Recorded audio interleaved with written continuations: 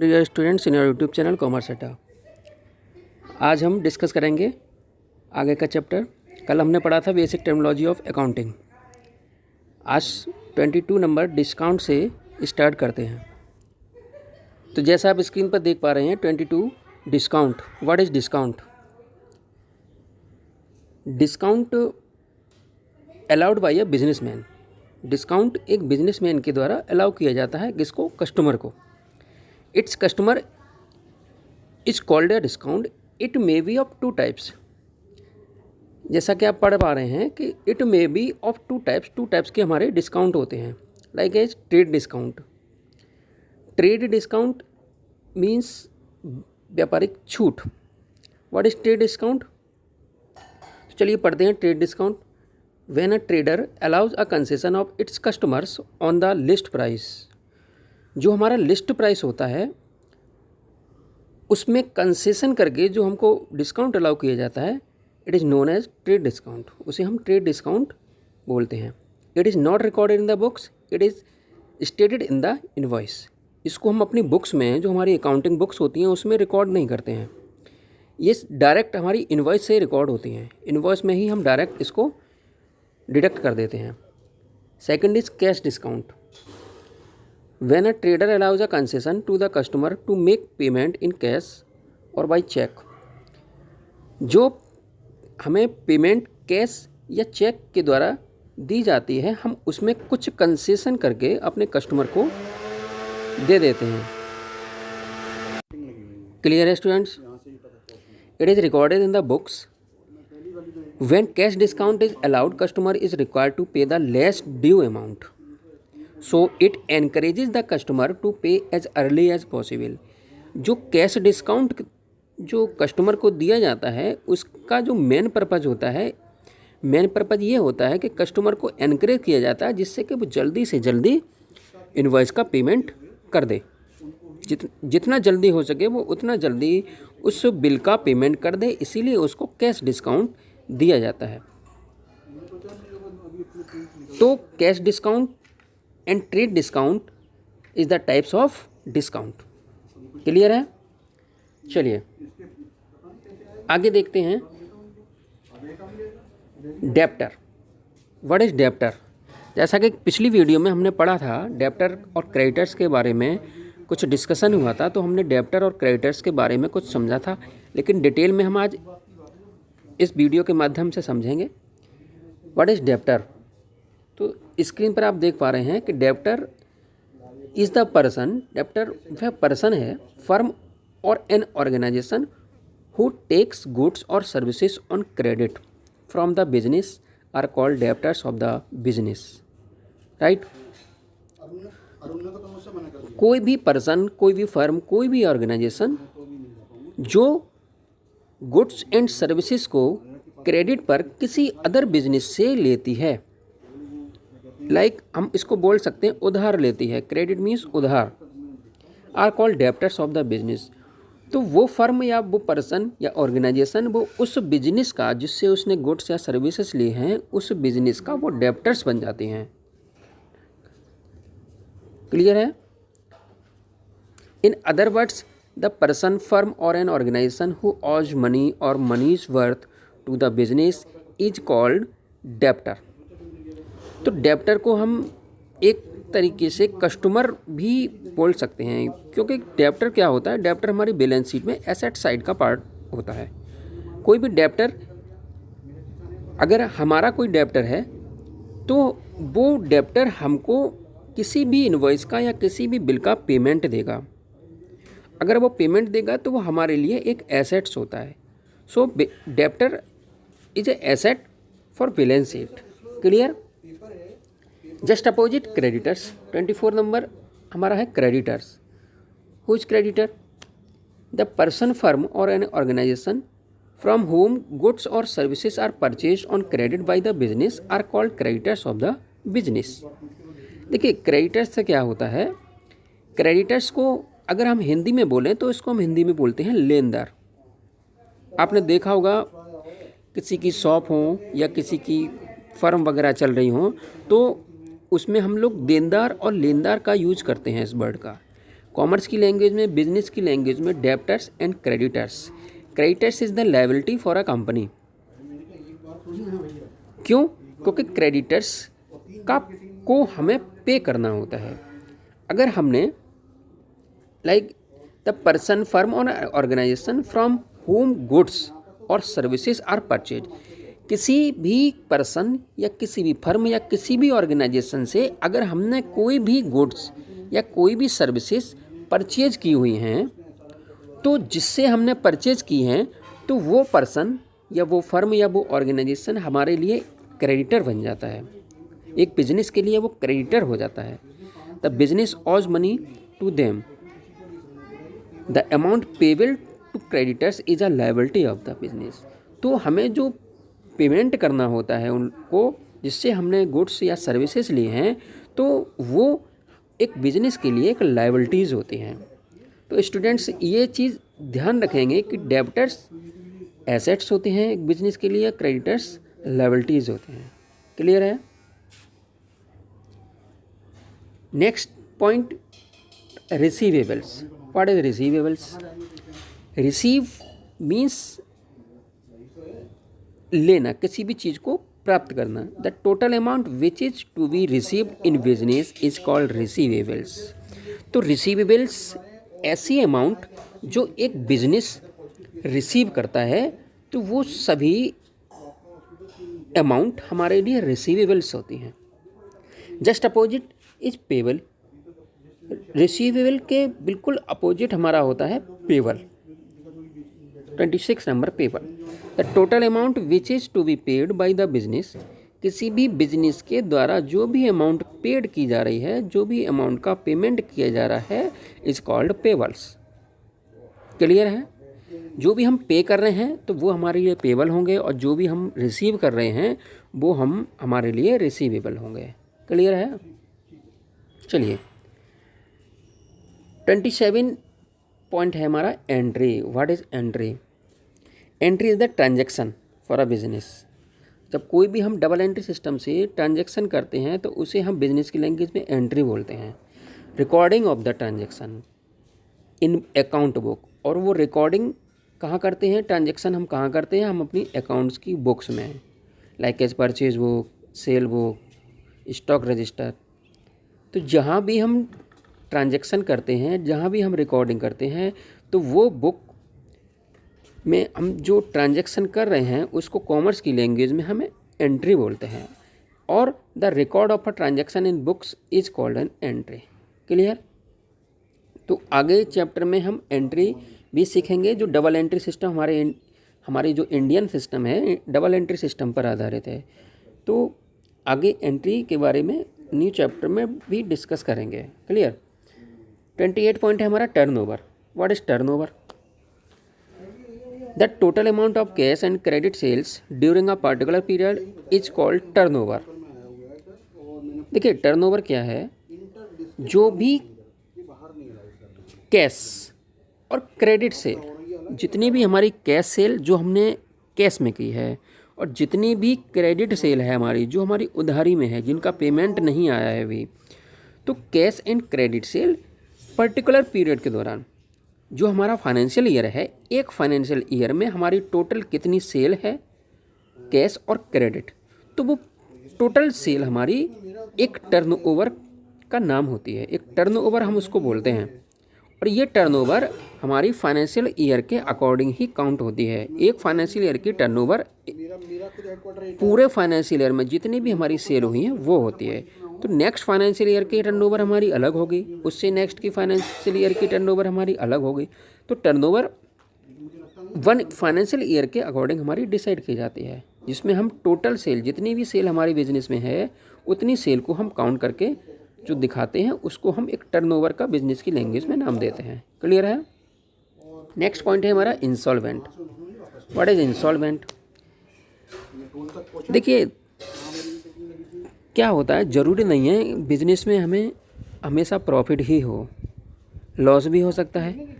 जितने भी हमारे रिसीवेबल्स हैं उससे ज़्यादा हमारे पेबल्स भी हो सकते हैं। पेबल जितने हैं उससे ज़्यादा हमारी रिसीवेबल्स ही हो सकती हैं। फ्यूचर का कोई पता नहीं, कुछ भी हो सकता है। क्लियर। तो इंसॉल्वेंट में क्या है, कोई भी पर्सन जिसकी लायबिलिटीज यानी पेबल्स एसेट्स से ज़्यादा हो, लायबिलिटीज एसेट्स से अगर ज़्यादा हो तो उस कंडीशन में वह पर्सन जो बिजनेस चला रहा है वो पर्सन एक इंसॉल्वेंट बोला जाता है। जैसे हमारी एसेट्स हैं 2000 रुपीज़ की, क्लियर, और लोगों को पेमेंट हमको देनी है 5000 की। तो इस कंडीशन में हमें 5000 की तो पेमेंट देनी है, लेकिन हमारी जो एसेट्स है हमारे पास 2000 की है। अब 3000 क्या है, एक्सेस है जिसको हमें और पे करना है, लेकिन हमारी इनकम नहीं है, हमारी इनकम है ओनली 2000 और पेमेंट देने हैं हमको 5000। तो इस कंडीशन में इसी चीज़ को हम जब पे नहीं कर पाता, जो भी पर्सन पे नहीं कर पाता वो इंसॉल्वेंट बन जाता है। तो a person is said to be insolvent when he or she is incapable, वो इनकैपेबल होता है टू मीट ऑल हिज और हर लायबिलिटीज, अपनी लायबिलिटीज़ को वो पे नहीं कर पाता, तो इस कंडीशन में वो पर्सन इंसॉल्वेंट कहा जाता है। इंसॉल्वेंट मीन्स इन हिंदी दिवालिया, दिवालिया, क्लियर है। चलिए next point is bad debts. What is bad debts?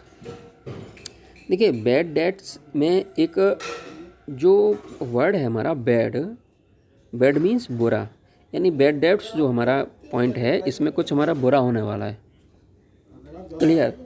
तो देखिए क्या बुरा होने वाला है इसमें, the amount which could not be recovered from debtors due to his insolvency or disability to pay is called bad debts. देखिए कभी कभी ऐसा होता है, हम किसी को गुड्स सेल करते हैं, जैसे 2000 का गुड्स हमने उसको सेल किया किसी भी फर्म को या किसी भी पर्सन को।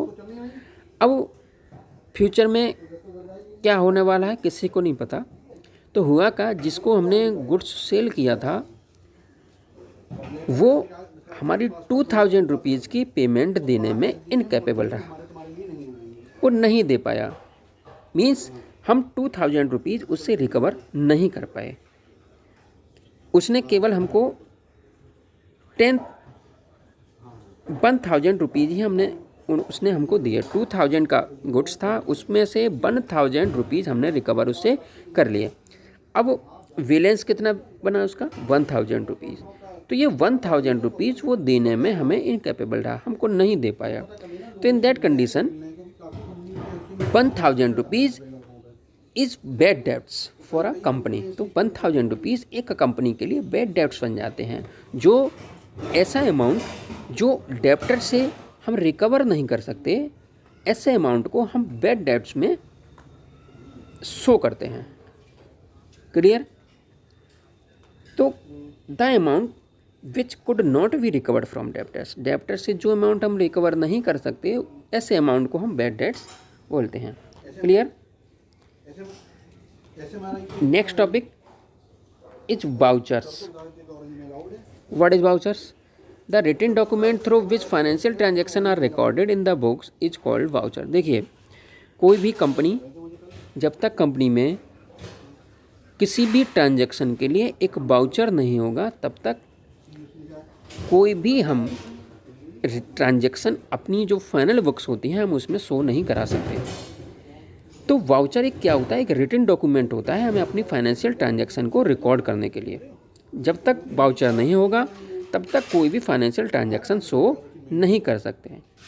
तो वाउचर में हम हर ट्रांजैक्शन के लिए उसमें शो कराते हैं कि ये किस चीज़ की ट्रांजैक्शन है। लाइक इज परचेज, जैसे हमने परचेज किया तो परचेज के लिए हम ट्रांजैक्शन एक वाउचर बनाएंगे उसका कि परचेज अकाउंट DR टू जिस भी फर्म से हमने परचेज किया है उसका फर्म का नाम। तो इस तरीके से पहले वाउचर बनाएंगे, वाउचर बनाने के बाद ही हम उसको अकाउंट बुक में जनरल में हम उसको रिकॉर्ड करके रख सकते हैं। तो voucher is the written document for any financial transactions, clear. Next point is account. What is account? A list of all transactions relating to a person, property, income, expenses is called into account.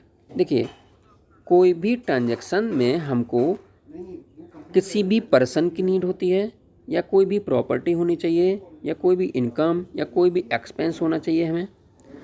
तो इनके जो head हम अलग अलग create करते हैं, उन heads को हम अकाउंट बोलते हैं. लिस्ट, जितने भी हेड की हमारी लिस्ट होती है, जितने भी हम ट्रांजैक्शन करते हैं, तो डेबिट क्रेडिट में हमको एक एक हेड देना पड़ता है. तो वही हेड हमारा अकाउंट होता है. It is tabular statement containing all the transaction of same nature eight one place under a common heading in a systematic manner. तो सिस्टमिक मैनर में एक एक करके, जैसे पहले हमारा अकाउंट जो होता है कैपिटल आता है. सबसे पहले जब भी हम बिजनेस स्टार्ट करते हैं तो सबसे पहले हमको तो जितने भी हमारे पर्सन, जितने भी एसेट्स, जितने भी इनकम, एक्सपेंडिचर, एक्सपेंसेस, तो जितने भी हमारे हेड होते हैं, ये सभी हेड को हम बिजनेस की लैंग्वेज में अकाउंट होते हैं. जैसे कोई भी फर्म है तो उस फर्म का अकाउंट. हमारे बिजनेस में इलेक्ट्रिसिटी कंज्यूम हो रही है तो इलेक्ट्रिसिटी का हम अपने बिजनेस में अलग से हेड ओपन करते हैं, जिसे हम इलेक्ट्रिसिटी अकाउंट बोलते हैं. तो एक सिस्टमिक मैनर में जो भी हमारी कॉमन हेडिंग्स होती हैं, तो जो हमें ट्रांजैक्शन में यूज हम जिनको करते हैं, तो वो हमारे सारे हेड्स हमारे अकाउंट होते हैं. क्लियर? चलिए, नेक्स्ट पॉइंट है हमारा डेबिट एंड क्रेडिट. देखिए, debit and credit is the most important for transactions. जब हम ट्रांजैक्शन करेंगे तो डेबिट क्रेडिट हमारे लिए सबसे ज़्यादा इम्पोर्टेंट टॉपिक है. Every account has two sides. कोई भी अकाउंट होगा, कोई भी ट्रांजैक्शन हम बनाएंगे तो उसकी टू साइड्स होंगी. Left side is called the debit side. जो लेफ़्ट साइड हमारी होती है वो हमारी डेबिट साइड होती है, and right side is called the credit side. और राइट साइड में हम अपनी जितनी भी क्रेडिट ट्रांजैक्शंस होती हैं उनको शो कराते हैं. जितने भी क्रेडिट हेड होते हैं हमारे, उनको शो कराते हैं. तो जब हम डबल एंट्री सिस्टम में ट्रांजैक्शन को यूज करेंगे, ट्रांजैक्शन पढ़ेंगे, तब हम डेबिट एंड क्रेडिट इसमें पढ़ेंगे. क्लियर? नेक्स्ट पॉइंट है इस हमारा commission. What is commission? In a business activity या remuneration is paid to the agent for his services is called commission. तो देखिए, कमीशन क्या है? किसी भी सर्विस के लिए हम अपने एजेंट को, जो भी हमने अपना एजेंट लगाया हुआ है, उस एजेंट को सर्विस प्रोवाइड करने के लिए हम कुछ रेम्यूनरेशन उसको पेड करते हैं. तो यही रेम्यूनरेशन हमारे बिजनेस के लिए एक कमीशन होता है. कमीशन, जैसे आप सभी जानते होंगे कमीशन के बारे में. तो कमीशन हम एजेंट को पे करते हैं. एक रेम्यूनरेशन उसने जो हमें सर्विसेज दी हैं, उस सर्विसेज के अगेंस्ट में, उस सर्विसेज के बदले रिटर्न में हम उसको रेम्यूनरेशन देते हैं, और वही रेम्यूनरेशन बिजनेस के लिए कमीशन होता है. तो कमीशन भी टू टाइप्स के हम बोल सकते हैं. एक कमीशन रिसीव्ड, एक कमीशन पेड. एक कमीशन हम किसी को पेड कर सकते हैं, और कोई अदर व्यक्ति हमें अपनी सर्विसेज देने के लिए, अगर कोई भी पर्सन हमको सर्विस दे रहा है तो हम उसको कमीशन पे करेंगे, तो दैट इज कमीशन पेड. और कोई किसी से हमें कमीशन मिल रहा है, जैसे हमने किसी को सर्विसेज दी हैं और वो हमको कमीशन दे रहा है, तो that is commission receive. Clear है? ओके, आज इस वीडियो में हम इतना ही पढ़ेंगे. आगे नई वीडियो के साथ नए टॉपिक को डिस्कस करेंगे, और आप एक बार इसको दोबारा से देखें, इसको पढ़ें, जिससे आपको और अच्छा समझ में आए. और जिस स्टूडेंट्स ने चैनल को अभी सब्सक्राइब नहीं किया हो, वो चैनल सब्सक्राइब ज़रूर कर दें, जिससे आपको नई वीडियो की नोटिफिकेशन मिल जाए. और देखा जा रहा है टेलीग्राम पर स्टूडेंट्स नहीं ऐड हो रहे हैं, तो टेलीग्राम पर आप ज़रूर ऐड हो जाएं, जिससे आपको उसमें कुछ मल्टीपल चॉइस क्वेश्चन मिलेंगे. उनको आप करते रहें, उनके आंसर आप देते रहें, जिससे आपको आपने जो कुछ पढ़ा है उसके बारे में आप जज कर सकें. क्लियर है स्टूडेंट्स? तो नई वीडियो के साथ मिलते हैं. थैंक्स.